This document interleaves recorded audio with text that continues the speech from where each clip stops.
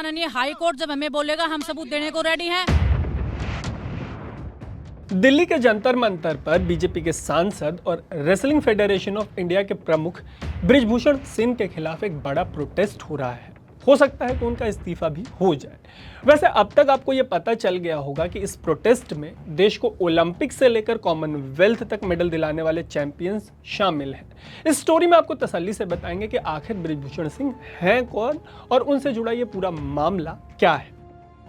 लेकिन सबसे पहले ऐसी ही जरूरी स्टोरीज के लिए आप अनकट को फेसबुक, यूट्यूब और इंस्टा पे फॉलो जरूर कर लीजिएगा।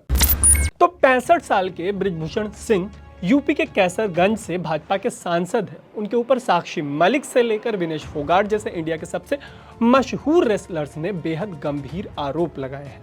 आरोप सेक्सुअल हरासमेंट से लेकर तानाशाही रवैये तक के हैं।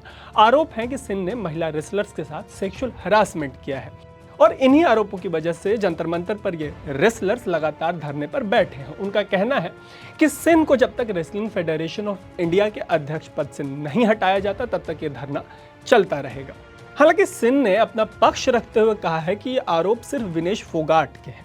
अगर कोई और महिला रेसलर सामने आकर ऐसे आरोप लगाती है तो वो फांसी तक पर चढ़ने को तैयार है। जैसा कि हमने आपको बताया कि उनके ऊपर आरोप लगाने वालों में रेसलर शामिल हैं।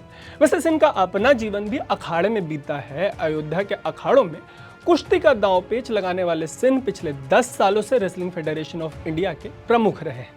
कुश्ती के अलावा वो राजनीति के अखाड़े में भी लंबे समय से टिके हुए हैं। वो 6 बार सांसद रहे हैं, 5 बार तो बीजेपी के टिकट पर जीत कर आए और 1 बार समाजवादी पार्टी की तरफ से वो संसद पहुंचे। उन्होंने गोंडा, बलरामपुर और कैसरगंज जैसी सीटों से जीत हासिल की और परिवार में वो अकेले राजनीति में नहीं है। उनके बेटे प्रतीक भूषण यूपी के गोंडा से 2 बार के विधायक रहे हैं। सिंह भी गोंडा से आते हैं और वो हिंदुत्व के वोकल सपोर्टर रहे हैं। वो राम जन्मभूमि मामले में भी शामिल थे। 2019 के उनके इलेक्शन एफिडेविट के मुताबिक वो बाबरी मस्जिद गिराए जाने में भी शामिल थे। 1991 में बीजेपी के साथ अपना राजनीतिक करियर शुरू करने वाले सिंह थोड़े समय के लिए 2009 में समाजवादी पार्टी में भी गए थे, लेकिन उनको ये साथ रास नहीं आया। वो फिर से बीजेपी में लौट आए। अच्छा, सिंह पर जो तानाशाही रवैये का आरोप लग रहा है उसे कुछ घटनाएं जो हैं वो बल देती हैं। ऐसा इसलिए है क्योंकि वो कई बार पब्लिक में एग्रेसिव होते नजर आए। उनके बारे में ऐसा कहा जाता है कि रेसलिंग के मामले में वो जो कह देते हैं वही अंतिम वचन होता है। कुश्ती से उनके लगाव के बारे में कहते हैं कि वो जूनियर से लेकर इंटरनेशनल मुकाबलों तक में खुद मौजूद होते हैं।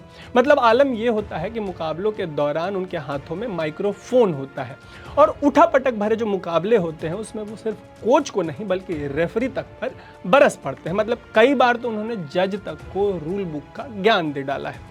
बताया ये भी जाता है कि जब वो फिजिकली प्रेजेंट नहीं होते तो मुकाबलों को वर्चुअली मॉनिटर करते हैं। ऐसे में कई बार हारने के बाद खिलाड़ी क्या करते हैं कि वो जज से अपील करने के बजाय सिंह के पास सीधे अपील करने पहुंच जाते हैं। खिलाड़ियों को लगता है कि सिंह उनके लिए जज से ज्यादा कारगर साबित हो सकते हैं।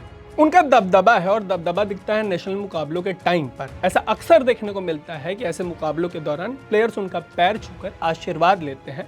इन सब का नतीजा रहा कि 2024 के टोक्यो ओलंपिक के लिए उन्होंने कुश्ती के मामले में अपनी दखल बढ़ाने की मांग की। मांग का नतीजा ये हुआ कि दिसंबर 2021 में उन्हें सरकार के मिशन ओलंपिक सेल का मेंबर बना दिया गया। लेकिन अब नौबत ये आन पड़ी है कि रेसलिंग के सितारे अड़ गए हैं। इस बात पर अड़ गए हैं कि जब तक सिंह को हटाया नहीं जाएगा तब तक वो जंतर मंतर से नहीं हटेंगे। जैसा कि मैंने आपको बताया कि हो सकता है कि ऐसे आरोपों के कारण सिंह का इस्तीफा हो जाए, लेकिन उनके जीवन में उन पर आरोप लगने की बात जो है वो नई नहीं है। उन पर सपा सरकार के मंत्री पर हमले के आरोप थे। हालांकि वो इस आरोप से बरी हो गए। 2004 में राजस्व मंत्री घनश्याम शुक्ला की संदिग्ध परिस्थितियों में हुई मौत के बाद भी सिंह का नाम सामने आया। 2008 में न्यूक्लियर डील के दौरान जब यूपीए सरकार के खिलाफ नो कॉन्फिडेंस मोशन आया तब सिंह पर अपनी पार्टी को छोड़कर कांग्रेस को समर्थन देने के आरोप लगे। बाबरी मस्जिद गिराए जाने के मामले में उनका नाम शामिल होने की बात तो मैंने आपको बता ही दी। हालांकि 2020 में उन्हें इस मामले से भी बरी कर दिया गया। अभी उनका एक 2021 का वीडियो वायरल हो रहा है। इसमें वो रांची के एक कार्यक्रम के दौरान मंच पर एक लड़के को थप्पड़ जड़ते दिखाई दे रहे हैं। इसके अलावा 2022 की मई में जब महाराष्ट्र नवनिर्माण सेना के राज ठाकरे ने अयोध्या दौरे का प्लान बनाया तो सिंह अड़ गए कि ठाकरे को पहले उत्तर भारतीयों से माफी मांगनी पड़ेगी, तब जाकर वो ये दौरा कर पाएंगे। इस मामले में सिंह ऐसा अड़े कि उत्तर भारतीयों के खिलाफ राजनीति करता है राज ठाकरे को अपना कार्यक्रम रद्द करना पड़ा। इसके अलावा वो अपने प्राइवेट हेलीकॉप्टर और गाड़ियों के काफिले के लिए भी जाने जाते हैं। अक्सर अपने बयानों से पार्टी को संकट में डालने के लिए भी जाने जाते हैं।